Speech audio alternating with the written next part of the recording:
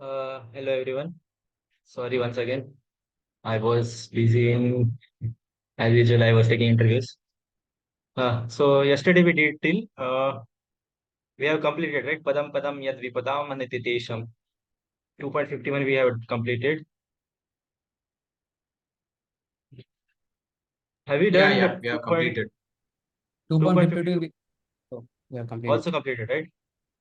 Yes. We'll start with 2.53 then. I'll Okay. share screen 1 second. Okay, will someone can recite behind me?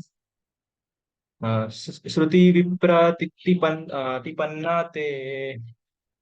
Oh, wait 1 second. We'll start Shruti with prayers. Viprati Pan.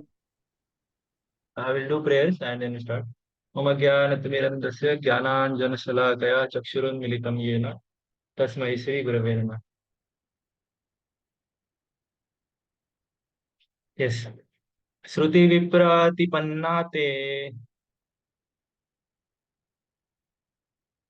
यदा स्थास्यसि निश्चला समाधाव अचाला बुद्धिस् तदा योगम अवाप्स्यसि. Yes, someone can read translation. When your mind is no longer disturbed by the flowery language of the Vedas, and when it remains fixed in the trance of self realization, then you will have attained the divine consciousness. To say that one is in Samadhi is to say that one has fully realized Krishna consciousness. That is, one in full Samadhi has realized Brahman, Paramatma, and Bhagavan. The highest perfection of self realization is to understand that one is in Krishna consciousness. A Krishna conscious person or unflinching devotee of the Lord should not be destined fruitive activities for promotion to the heavenly kingdom. In Krishna consciousness, one comes directly into communion with Krishna, and all directions from Krishna may be understood in that transcendental state. One is sure to achieve results by such activities and attain conclusive knowledge. One has to carry out the orders of Krishna or his representative, the spiritual master.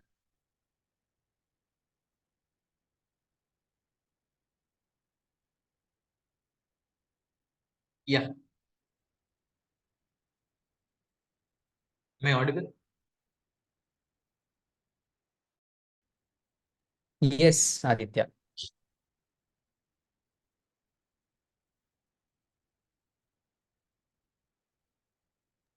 Yes, would you like to share any point, Aditya? So I have a doubt here. So why is the spiritual master called representative of Krishna? Because he is helping us to get closer to Krishna, and he is in full knowledge and self-realized person. He knows Krishna is in all directions, in all regards, and he is the one who is helping us to connect with the Supreme Lord. So for us, he is a representative of Lord. But he's not Krishna, right? No, spiritual master is not Krishna, but we should give respect to our spiritual master as same as we give to Lord. Okay. Is that fine? Yeah. Okay. So this sloka you got right. A person fixed in the Krishna consciousness or devotional service of Lord is not disturbed by the flowery language of Vedas. This is what it stated. And Samadhi, the person who is fully Krishna conscious, does not have a tinge of lust and other anarthas in him. Yeah. So here it is said the highest perfection of self-realization is to understand that one is eternally the servitor of Krishna, and that one's only business is to discharge one's duty in Krishna consciousness. So this is the level of understanding to which we have to come, that we are eternally servant of Krishna. We have tendency to serve because see every living entity here, whosoever it may be, it is serving someone. Now take an example.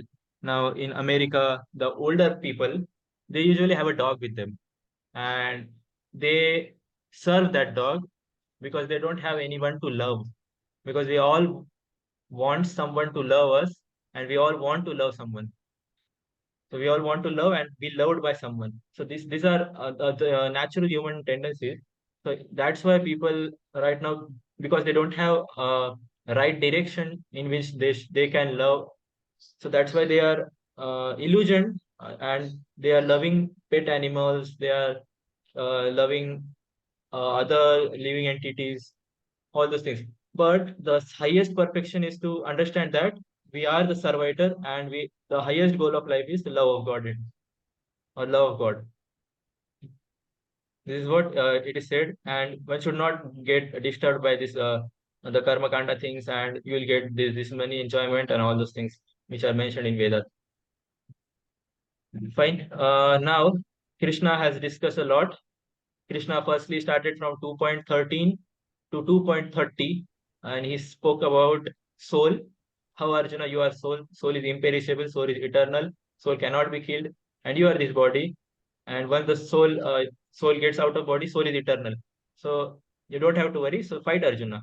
Then Krishna started with higher knowledge, saying that karma kanda thing, where Krishna says about how you will bring infamy to your family, how you will not be you will be defamed into the entire society. And then Krishna says about nishkam karma yoga, saying that you do your work, but don't be attached to doing results of your work. And now Krishna just said that in Vedas, he described about the Vedas, and the attachment people get into the Vedas, and they are not able to find the purpose of their life.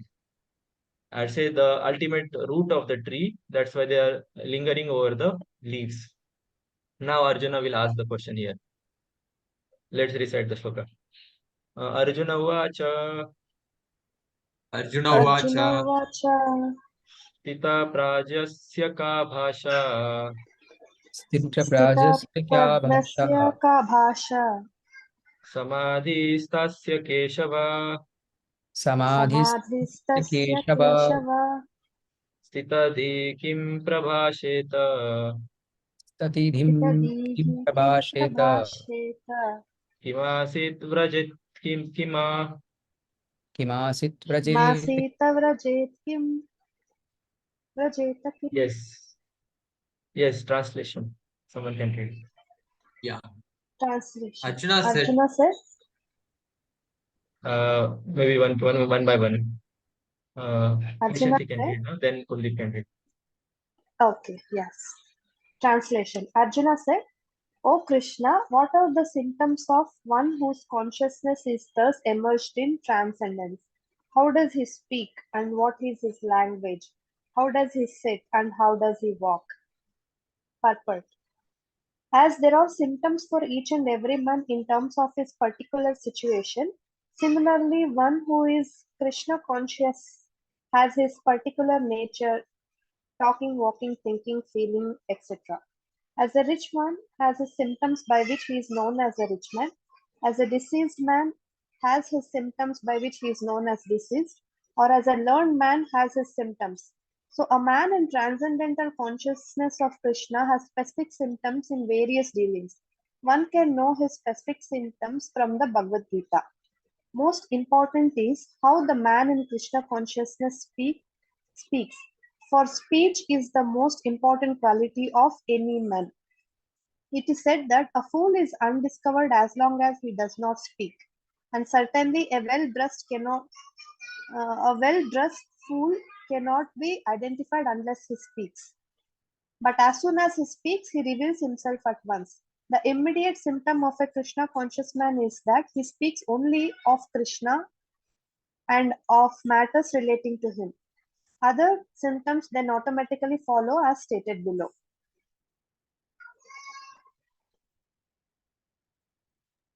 Yes, below means in the next verse. Yes, do you have anything to share?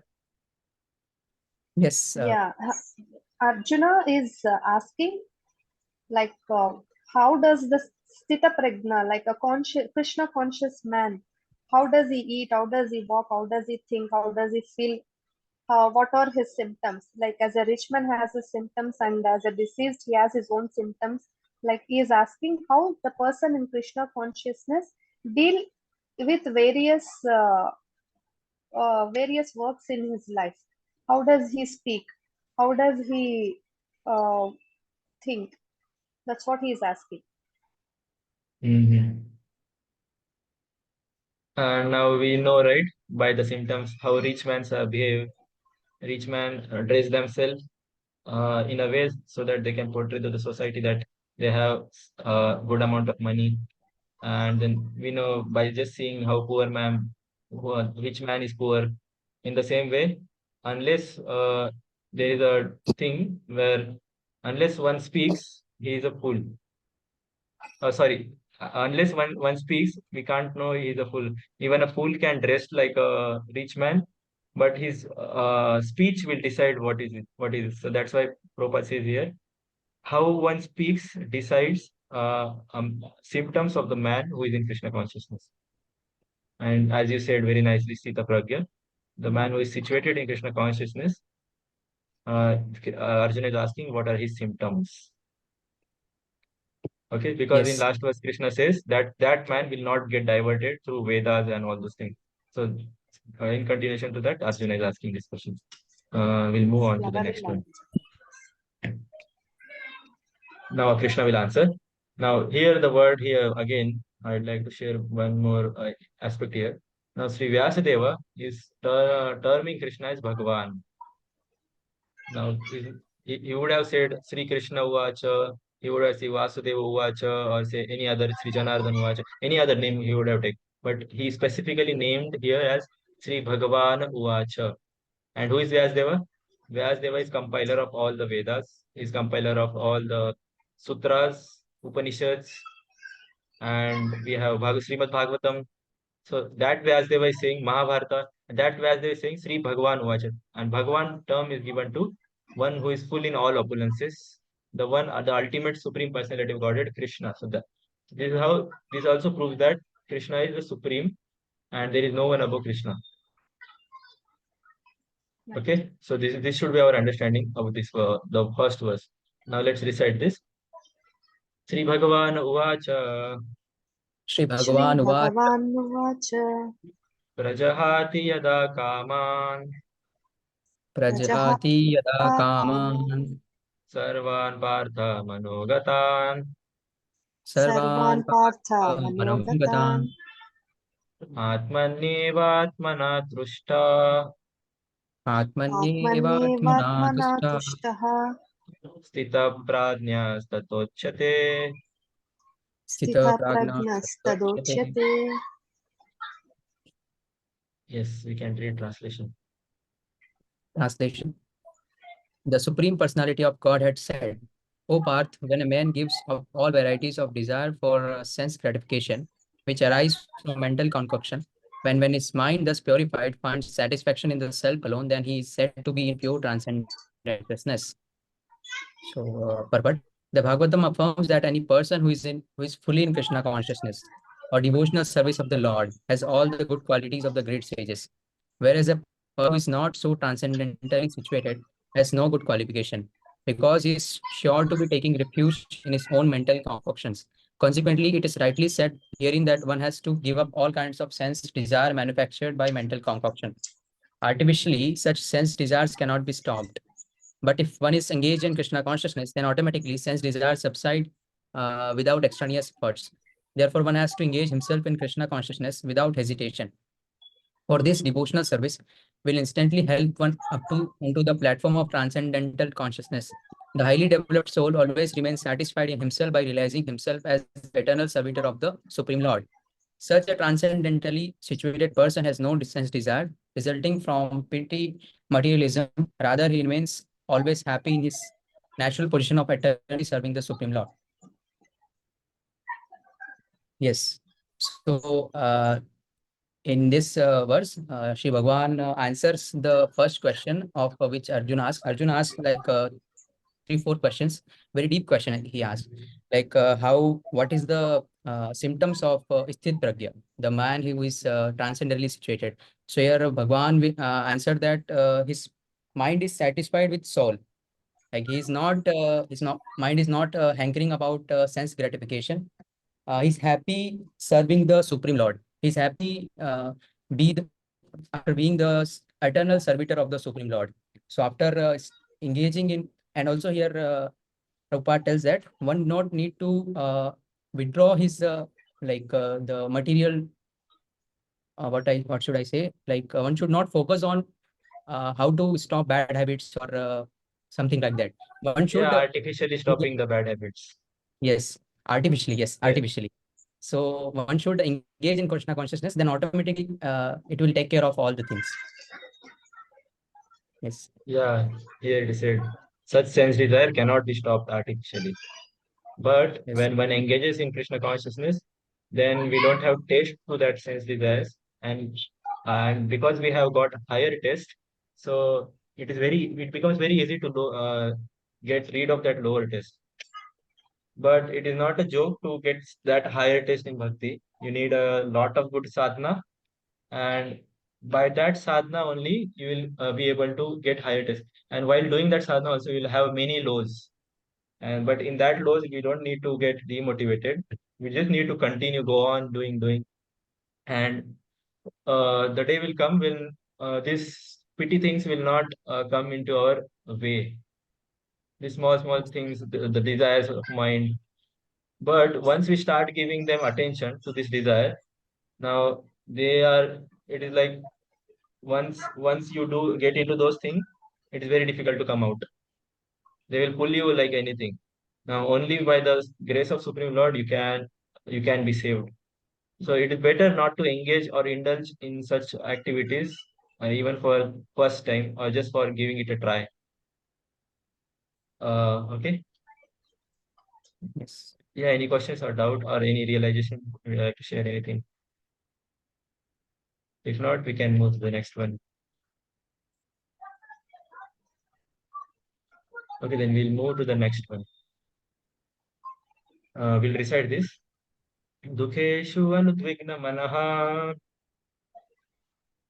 दुःखेष्वनुद्विग्मनः sukeshu vigata spriha Shukesh सुखेषु विगतस्पृहः vitaraga bhaya krodha Vitaraga वितरागभयक्रोधः stita dhir munirochate.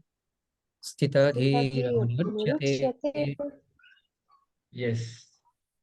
Uh, who is left? Can read the translation. Who is there? Sneha Varshini. See there. Translation. One who is not disturbed in mind even amidst the threefold miseries are related when there is happiness, and who is free from attachment, fear, and anger is called a sage of steady mind. Purport. The word Muni means one who can agitate his mind in various ways for mental speculation without coming to a factual conclusion. It is said that every Muni has a different angle of vision, and unless a Muni differs from other Munis, he cannot be called a Muni in the strict sense of the term. Nasaversir yasya matam na binnam Mahabharata Vanaparva but a Sitadir Muni, as mentioned herein by the Lord, is different from an ordinary Muni. The Sitadir Muni is always in Krishna consciousness, for he has exhausted all his business of creative speculation. He is called Prashanta Nishesa Manoratantara, or one who has suppressed the stage of mental speculations and has come to the conclusion that Lord Sri Krishna or Vasudeva is everything. He is called a Muni fixed in mind. Such a fully Krishna conscious person is not at all disturbed by the onslaughts of the threefold miseries. For he accepts all miseries as the mercy of Lord, thinking himself only worthy of more trouble due to his past misdeeds. And he sees that his miseries by the grace of the Lord are minimized to the lowest. Similarly, when he is happy, he gives credit to the Lord, thinking himself unworthy of the happiness. He realizes that it is due only to the Lord's grace that he is in such a comfortable condition and able to render better service to the Lord. And for accepting things for one's own sense gratification and detachment is the absence of such sensual attachment. But one fixed in Krishna consciousness has neither attachment nor detachment because his life is dedicated in the service of the Lord. Consequently, he is not at all angry even when his attempts are unsuccessful. Success or no success, a Krishna conscious person is always steady in his determination.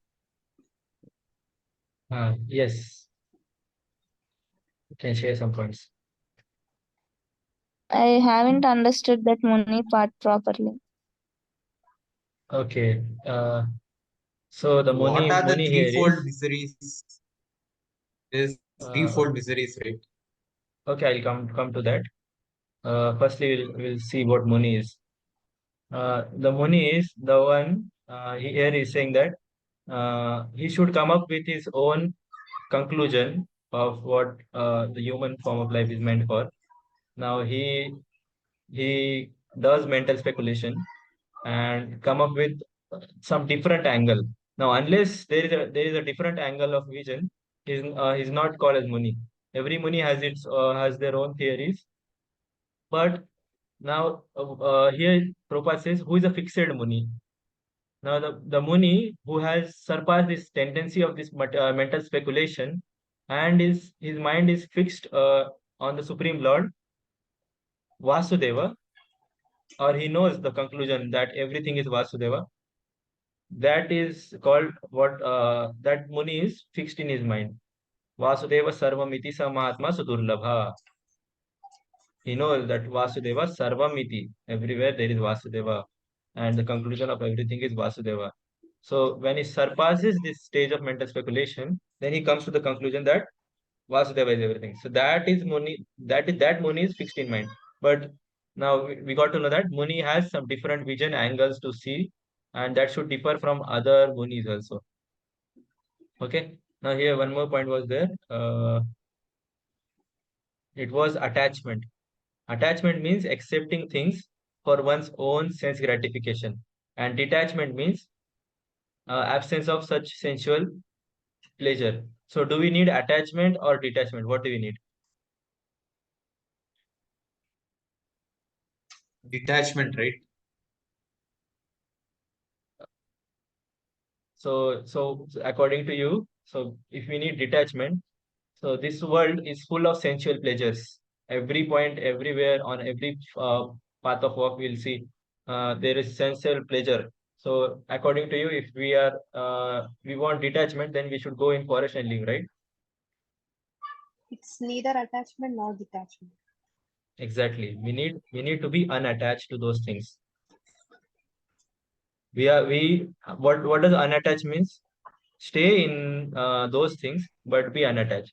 You do your work, but don't get attached to the results of that work, or just give up your results, give up or say use those results in the service of Lord. This is the stage of being unattached, and in that unattached means you're not either attached, you're not detached. Okay, this is what it is recommended by acharyas. Now coming to your point, the threefold miseries.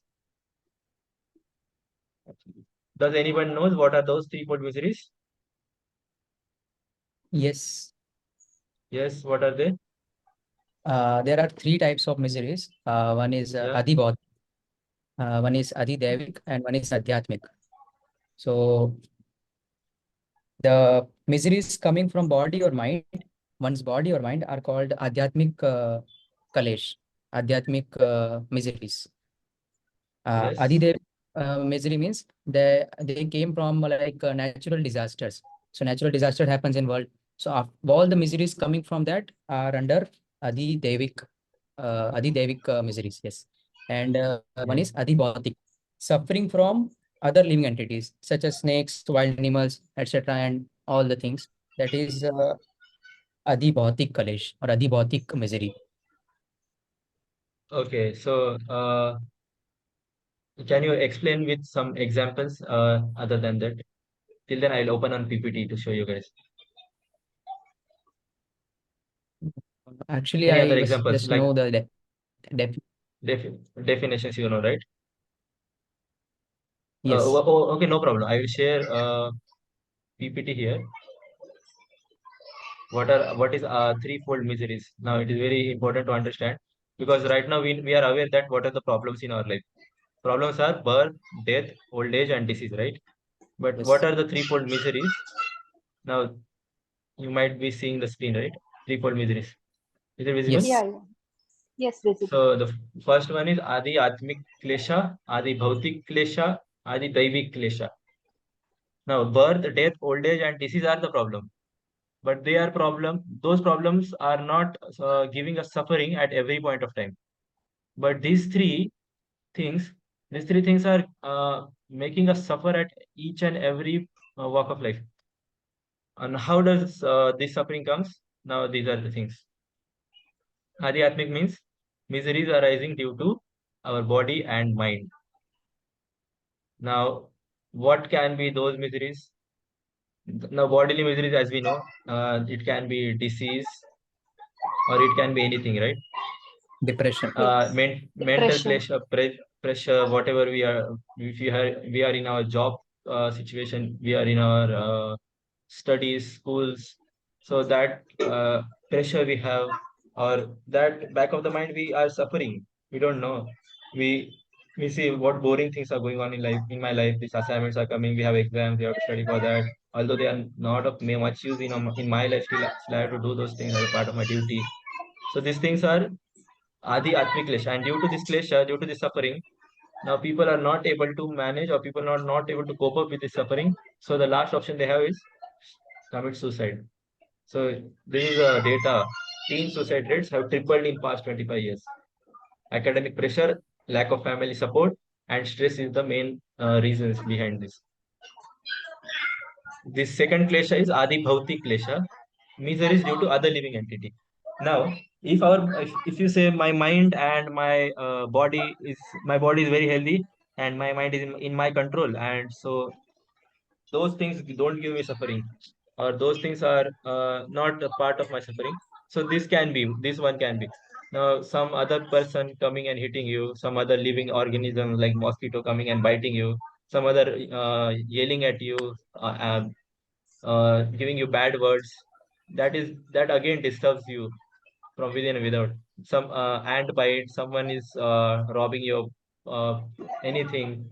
So that are the sufferings which we get uh, due to the living entities on this planet. So that living entities can be anything. It can be a human being, and it cannot. It can be a reptile, mosquito, or anything. So this is Adi Bhautik. Bhautik means this material world. So भौतिक जगत के कारण जो sufferings आती है, that's why we say बाकी लोगों के कारण जो sufferings आती है, that is आदि भौतिक. Then Adi Daivik.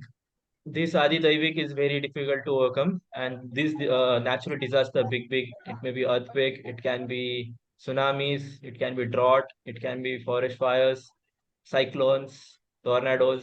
All those things are Adi Daivik. They are all the Daivi factor is there behind them, and that's why that because of that also people suffers. Now I have a video to show along with this. I will just share sound. Give me 1 second. Go through this video, okay?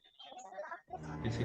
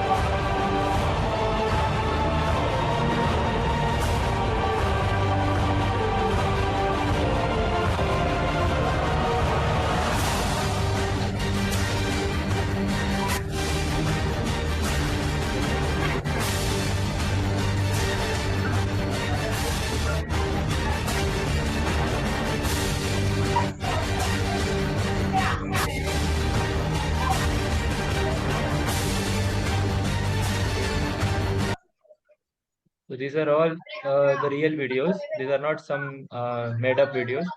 These are all videos from real incident of our life or happened on this earth.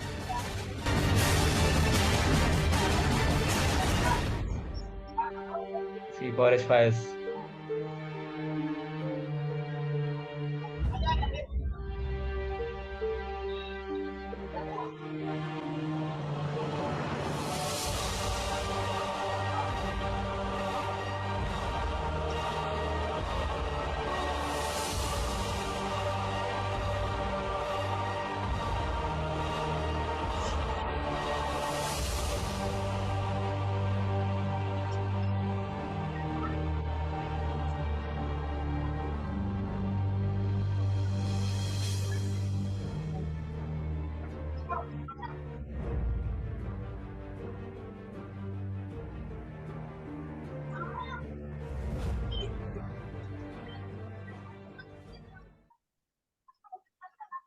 Yes, this gives a clear idea about these three things: Adi Atmik, Adi Bhautik, Adi Daivik.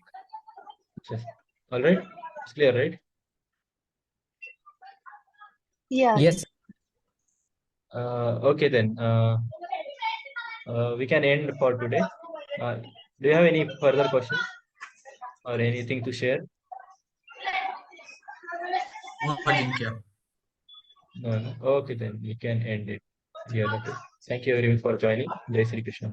Thank you. Hare Krishna. Thank you. Hare Krishna.